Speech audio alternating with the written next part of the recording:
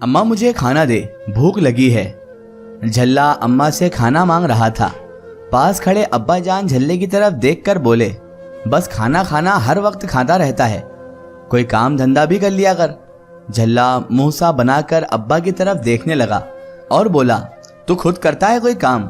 खुद तो सारा सारा दिन चाचे नाई की दुकान पे बैठकर गप्पे मारता रहता है। अब्बा गुस्से से बोला, शर्म नहीं आती जबान लड़ाते हुए? झल्ला हल्का सा मुस्कुराया, अब्बा तुमको भी शर्म नहीं आती मुझे जबान लड़ाते हुए? बताओ अम्मा, अम्मा को बताऊं? झल्ला अब्बा की तरफ देखने लगा। शरारत भरे अंदाज में अम्मा झल्ले के लिए खाना ले आई। झल्ला हंस रहा था। अम्मा डांट कर बोली, क्या हो गया है, शर्म कर झल्ला।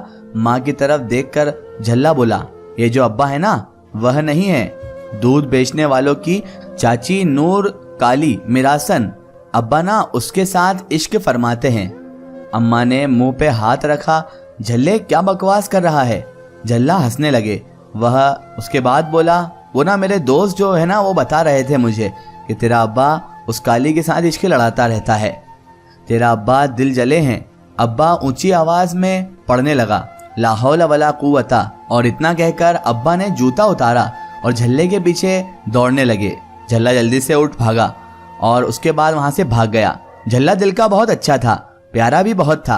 अब्बा की काफी जायदाद थी, जमीनें भी थी, अपनी खुद की बहुत सारी जमीनें थी। बस झल्ला एक एक्सीडेंट में सर पे चोट लगने की वजह से ऐसा हो गया था। सा बाहर गया था, हाथ में रोटी पकड़ी हुई। दोस्तों के पास पहुंचा। एक दोस्त बोला, ओए झल्ले बात सुनना यार, तेरा ब्याह हो रहा है हमने सुना है। झल्ला मुस्कुराया, कहने लगा, हाँ ना रही थी, दुल्हा बनेगा। अच्छा दिखाना, कौन है वो लड़की, कोई तस्वीर होगी उसकी? झल्ला उदास सा हुआ और कहने लगा, पहले कोई काम धंधा कर, फिर वो या करना है, फिर तेरी शादी करेंगे। दोस्त हंसने लगे, क्या काम करोगे, बनादे बेचोगे क्या? झल्ला मुस्कुराया, हाँ बनादे बेचूंगा। और झल्ला चला गया। इधर दूसरी तरफ, महक मेरी जान मेरा यकीन करो, घर वाले नहीं मान रहे हैं, मैंने बहुत कोशिश की है। दिलावर महक को यकीन दिला रहा था। दोनों एक दूसरे से बहुत प्यार करते थे। महक यूनिवर्सिटी में पढ़ रही थी और दिलावर की मोबाइल की दुकान थी, लेकिन दोनों में मोहब्बत का सफर था। महक बोली, यार प्लीज प्लीज दिलावर कुछ करो, मैं थक गई हूं अब। दिलावर आहिस्ता से बोला, जान मैंने बहुत झगड़ा किया है घर वालों से, लेकिन नहीं मान रहे वो शादी के लिए। और इधर महक के तो अम्मी अब्बू ही नहीं थे, तो वो बेचारी क्या करती? वो तो बस दिलावर के आसरे पर थी कि दिलावर उससे शादी कर ले और उसको अपना राजकुमार मिल जाए और वो उसके साथ अपनी जिंदगानी गुजार दे। लेकिन करती बेचारी क्या, उसके हाथ में कुछ भी नहीं था। उसके हाथ में तो दिलावर तक नहीं था, और दिलावर का भी उसे पक्की तरह से यकीन नहीं था कि दिलावर उससे शादी करेगा या फिर दिलावर उसे सिर्फ झांसा दे रहा है। महक एक तो ऊपर से यतीम अलग थी, उसके अम्मी अब्बू भी नहीं थे। मामू मानी ने महक को पाला पोसा था। नानी जिंदा थी, वह पढ़ा रही थी। जैसे तैसे करके महक को यहाँ तक लाया गया था। लेकिन महक मामू के घर सिर्फ एक नौकरानी थी। मुमानी बहुत मेंटली टॉर्चर करती थी महक को और हर दम उसे सताती रहती थी, उसे परेशान करती रहती थी, ताकि महक किसी भी तरह से उसके पल्ले से हट जाए और वो उससे पल्ला छुड़ा सके। उसको बस कोई सहारा ढूंढना, महक को डांटने के लिए उसको कोई ना कोई बहाना ढूंढकर मुमानी अच्छी खासी तंज कस दिया करती थी, उसे परेशान किया करती थी। महक अब इस घर से भाग जाना चाहती थी, लेकिन वह नहीं जानती थी वह किस सफर पे जाने वाली है। दिलावर ने एक दिन कहा, महक चलो भाग चलते हैं। महक तो पहले ही चाहती ही थी कि इस घर से भाग जाए, और महक ने हाँ भी कर दी। वो नहीं जानती थी कि दिलावर उसे धोखा भी दे सकता है या इसके बाद क्या होगा। बस उसने भी दिलावर की हामी भरी और भागने के लिए तैयार हो गई। रात हुई, महक ने जरूरत का सामान लिया, दिलावर का हाथ थामा और घर से भाग गई। वह दिलावर के साथ उसके एक दोस्त के घर रहने लगी। दिलावर घर से भगा तो लाया था उसे, लेकिन ना शादी, ना कोई अपना घर और ना कोई जॉब। अपनी दुकान भी बंद कर आया था। कुछ दिन गुजरे तो पैसों की जरूरत महसूस होने लगी। महक दिलावर की आगोश में बोली, दिलावर हम जल्दी से निकाह कर लेते हैं, हमें निकाह करना तो बेहद जरूरी है ना।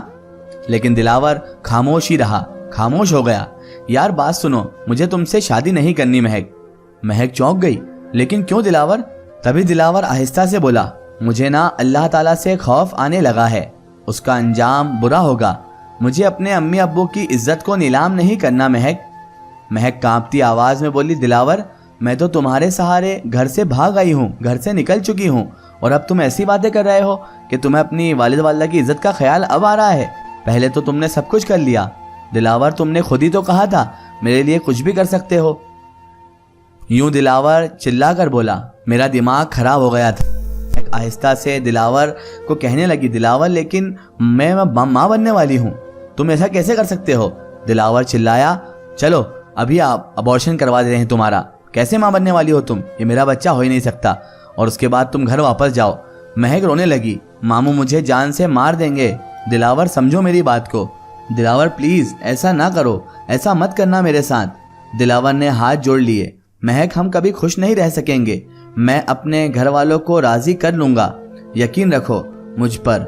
महक तुम मेरी बात का यकीन करो, मैं अपने घर वालों को राजी कर लूंगा। महक ने पांव भी पकड़े, लेकिन दिलावर बस घर वापस जाना चाहता था। इश्क मोहब्बत फिल्मों ड्रामों में ही अच्छा लगता है, हकीकत में इसका रूप कुछ और होता है। अबॉर्शन करवाया, महक को उसके घर के बाहर छोड़कर दिलावर वहां से चला गया। झूठे वादे झूठी कस्में देकर महक को उलझाकर वहां से रफू चक्कर हो गया। महक रोने लगी। 7 दिन बाद घर वापस आई थी, दरवाजे के पास बाहर बैठ गई। हिम्मत ना हो रही थी घर में दाखिल होने की। अबॉर्शन हुआ था, भूख लग रही थी। पूरा दिन गुजर गया, घर से कोई बाहर ना आया। असल में मामू लोग यहाँ से किराए पर रहते थे। वह 2 दिन पहले घर छोड़कर जा चुके थे। बदनामी के डर से अब इस घर में कोई नहीं था। शाम हो गई, घर से कोई बाहर ना आया। दस्तक दी, काफी टाइम तक दस्तक देती रही, लेकिन कोई भी बाहर ना आया। कोई होता तो बाहर आता ना, लेकिन जब कोई वहां पर था ही नहीं तो बाहर आखिर आता भी कौन। बेचारी बैठे बैठे वहीं पर उदास रहती रही। दरवाजों पर ढेर दस्तक देने के बाद भी जब उसे कोई जवाब ना मिला तो वो परेशान हो गई। इतने में हमसाए की लड़की महक से कहने लगी, आपके मामू लोग तो 2 दिन हो गए यहाँ से चले गए हैं। महक ने दरवाजे पे देखा, लॉक लगा हुआ था, अंधेरा फैल चुका था। एक गलत कदम तन्हा कर गया। भूख से बुरा हाल था। दरवाजे के सामने दीवार से टेक लगाकर अब महक बैठ गई। उस लड़की से कहने लगी, मुझे खाना मिलेगा, बहुत भूख लगी है। हमसाई औरत की सिर्फ एक बेटी थी, ना कोई उसका शौहर था, ना ही कोई उसका बेटा था।